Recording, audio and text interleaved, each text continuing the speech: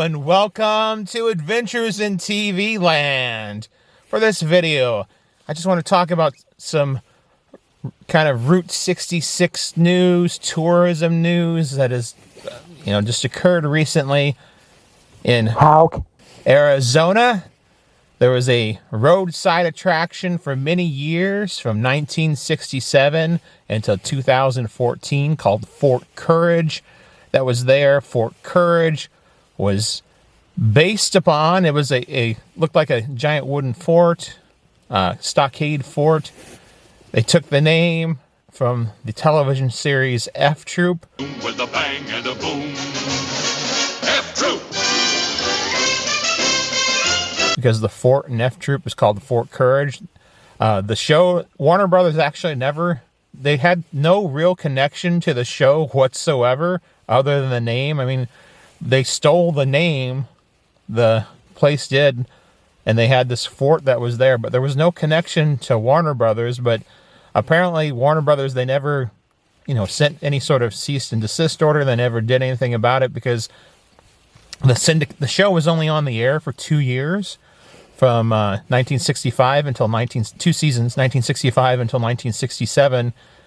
But it did go into syndication not too long after. And I guess the producers, the studio thought that helped the syndication of the show, helped it continue to be popular.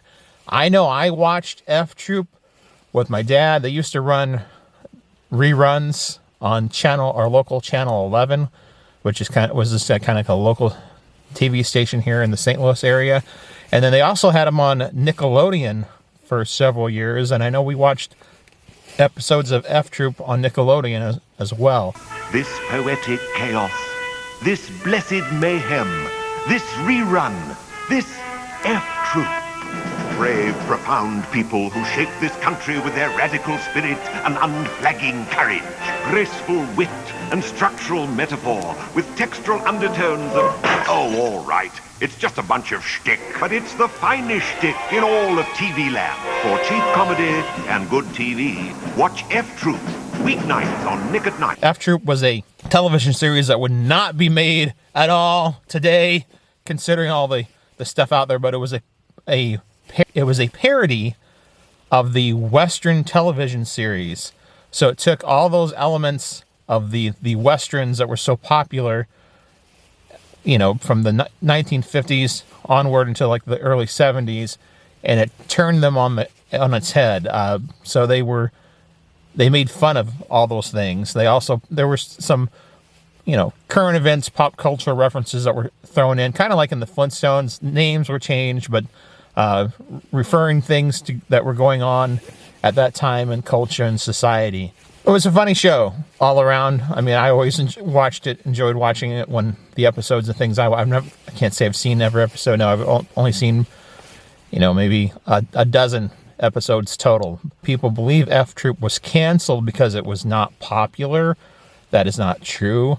Both seasons of F Troop were in the top 40 for television shows. However, Warner Brothers, the first season was aired in black and white. The second season aired in color. And Warner Brothers, because of the cost of color production at that time, and it was a half-hour show, and it took up a huge amount of the Western lot of Warner Brothers, because, they had the stockade and the Fort Courage town that was around there. It was a huge chunk, almost half of the entire Western filming location for Warner Brothers, their TV location. And so the studio made the decision to cancel the show because they thought, one, it's taking up a lot of space, and two, the cost of color. It increased the half-hour show. When everything converted to color, it was at that time more expensive for color than the film in black and white. And so they just made the decision to cancel the show, even though it was a top 40 show. So it was a popular show. When it went off the air, it was fairly popular. It was in a top 40 TV show. With that said, Fort Courage in Arizona and Houck, Arizona, no connection than the name to the TV series. They milked that name for all it was worth, and even though they was not actually connected to the show, they said they were. It was even on their billboard that, F Troops Fort Courage. So that opened in 1967, the attraction did. It closed in 2014. There was a restaurant that was there outside, this pancake restaurant, for many years. Eventually was turned into a taco place years later. It's one of only 2 buildings that were designed with that type of design. So it was a very unique architectural design, the Pancake House was. They had a post office that was there actually at the fort where you can mail letters and postcards and things like that. They kind of had these Wild West shows, apparently.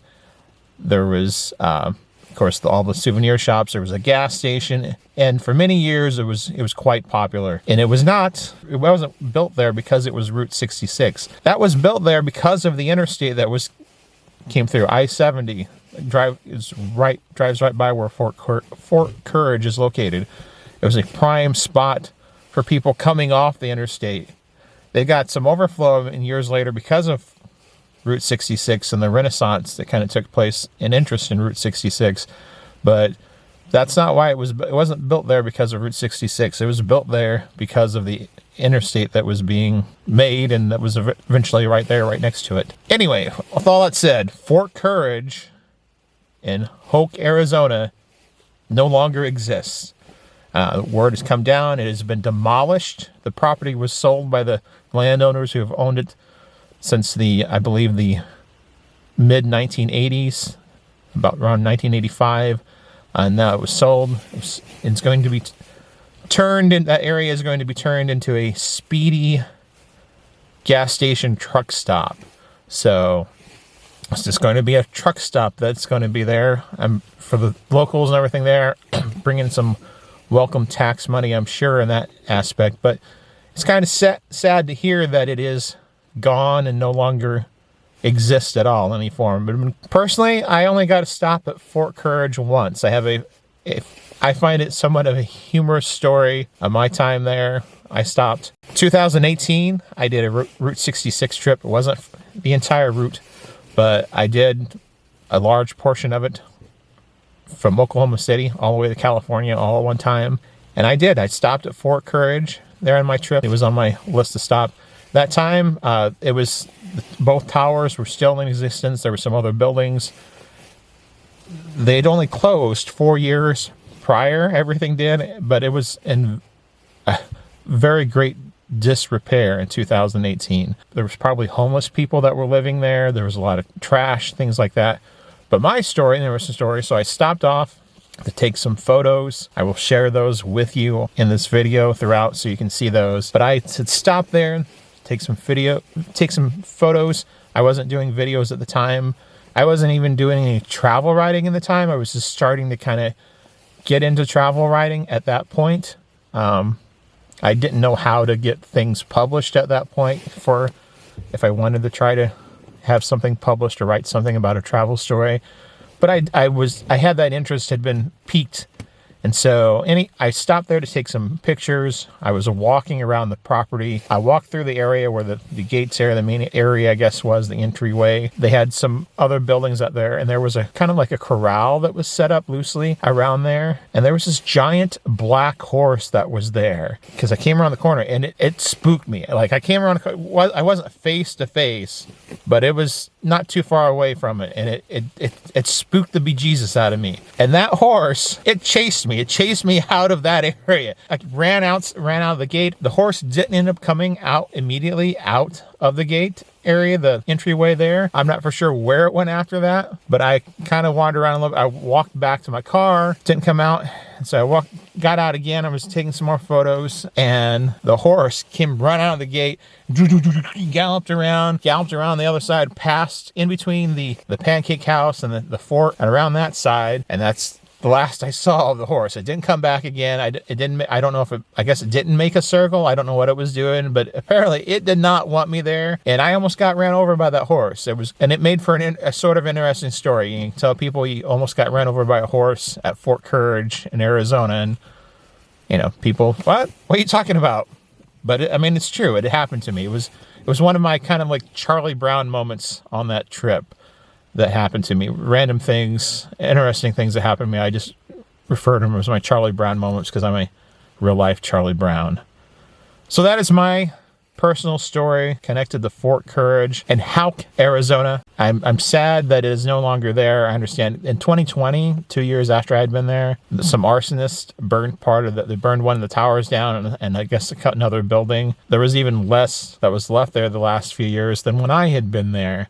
So I know for the property owners and everything like that, for the people in the community, they need something else there. I just wish in some way it could have stayed. Speedway gas stations, they're nice. You know, they're usually pretty clean, things like that. But I miss things having this difference, having their own feel to them, you know, properties, things like that. You know, all the McDonald's, they all look the same. The McDonald's look the same as the Burger Kings, other than, you know, their logos and things like that. It used to be, you know, Pizza Hut buildings used to look like Pizza Hut buildings. Long John Silver buildings were different from those. McDonald's had their own, they look different. All those things are gone, and a little piece like that, I understand. Change is necessary to happen in that instance. So Fort Courage in Houck, Arizona, is demolished. It no longer exists. It's been erased from existence. Thank you for watching. If you've liked this video, hit that like button. If you disliked, hit the dislike button. You know, this year, 2026, it's the centennial of Route 66. Did you ever visit Fort Courage? You know, have any memories of that place? If you did, let me know in the comments below. Well, I thank you for watching, and this has been another adventure in TV land, and until next time, that's a wrap.